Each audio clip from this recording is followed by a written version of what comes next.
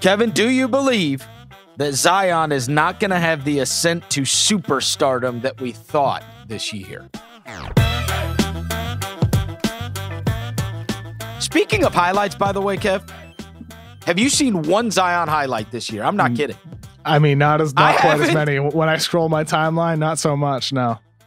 It's bizarre. Yeah, it's very weird. I have not seen one Zion highlight this year. I'm not kidding. Remember when the media, was shoving Zion highlights down everybody's throats? Now I don't see any anywhere. It's crazy. Anywhere.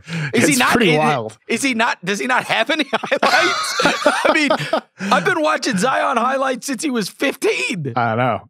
And it's like, where are the highlight play? Like, where is the block into the empty stands? Where is the I just tomahawked one on a guy's head? Like, unfortunately, he only has 4 blocks in 9 games. So not a lot of those. All right, so there's that explanation.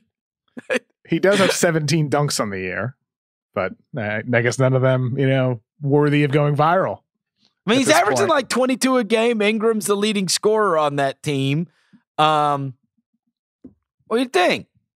Is this not going to be? I mean, we're 10 games in. Are we going to look up and he has a month where he averages 30 and 10 and this is going to sound stupid? Or do you think that there's a possibility it doesn't play out this year where he takes that Luka leap to, and in fairness, he's only played like 40 games in his career.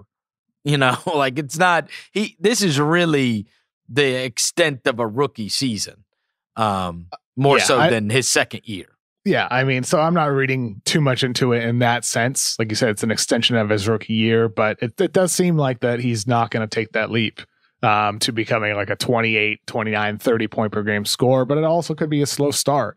I thought he would be dominating people. To me, yeah, I mean, I think part of that is due to the lack of spacing and shooting around him and Ingram on this team, and that's reflected in Ingram's numbers. He's not getting to the rim at the same frequency that he has in recent years. Only 11% of Ingram's shots have come within 3 feet of the rim. That's down from 25% last year, down from 34% the year before. He's just not getting to the basket because of the lack of spacing, partially due to Zion and partially due to Steven Adams.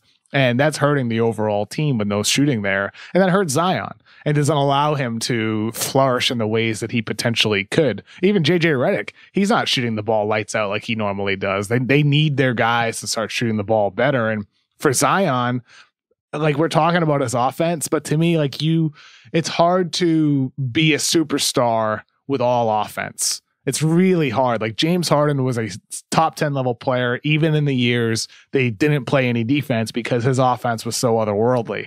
Zion needs to be more. He still needs to be a way better defensive player. He cannot have the lapses that he does so often on that end of the floor. It's so weird because he was so good on defense at Duke. Well, I think his athleticism in many ways might have overshadowed some of the feel issues, reading the floor issues that he has now and the focus issues that we see manifesting with him. He's got to be better on that end, Chris. I think it's effort. Better.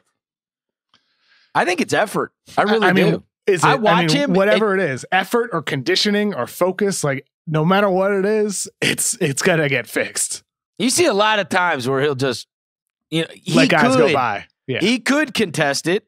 Like, I don't know if it's he doesn't want to get in foul trouble, right? Like, that's a thing with guys, right? They don't want to sit down because they got 2 fouls early or whatever it may be. But I just feel like, I don't see that intensity that you saw, and maybe it'll be different, it is a little different when you're playing in front of the camera crazies, right? Like, it's hard not that you got guys slapping the floor and shit there, right? Like, and everybody's like kind of, hustling around and everything. Whereas it is different in the NBA. It is.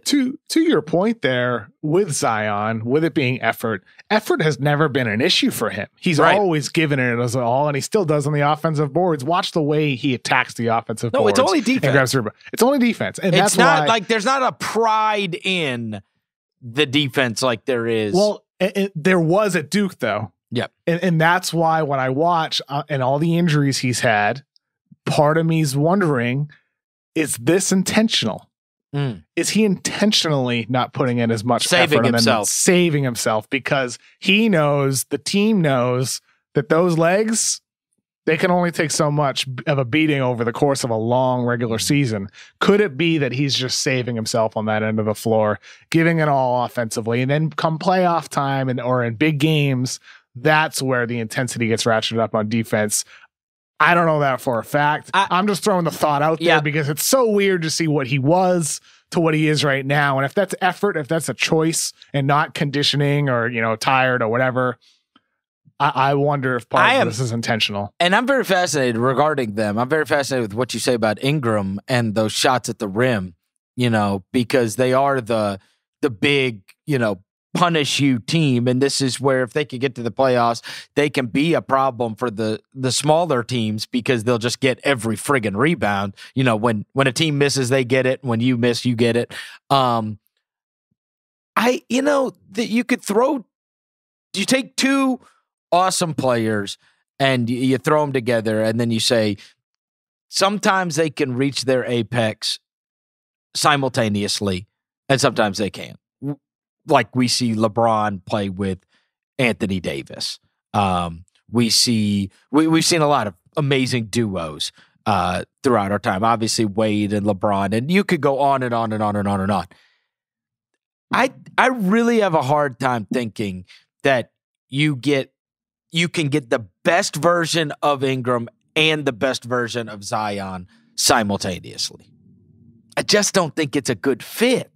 I think you can. I think you can. And I think a lot of it comes down to the other guys on that team. The lack of shooting around them, the lack of reliable shooting. I mean, you have Eric Bledsoe on that team. You have Steven Adams. Bledsoe is a perimeter player who doesn't shoot well. Steven Adams is an interior player who isn't one of the guys who has extended his range to three. He's still an interior player. There's a lack of spacing, a lack of shooting ability on that entire roster. And Ingram and Zion both happen to be guys that flourish best when there's space. And so it's a fundamental issue with this team where their defense is much better. But I think there's never going to be space. Zion is never going to be standing out at the 3-point line, and there's just going to be all kinds of space for Brandon Ingram. That's why I'm saying. Zion doesn't necessarily have to be. I mean, Zion draws defenders because of how devastating he can be when he's rolling towards the rim. The actions they use with him off screens and handoffs to get him, slingshot him at the rim sometimes. That can create spacing in and of itself. I'm not sure if it's an ideal fit because Zion needs to improve his shooting. He just needs to make it an ideal fit. But I think it's a very good fit overall, and those guys can complement each other from a personality standpoint too. Two unselfish players who both are willing passers.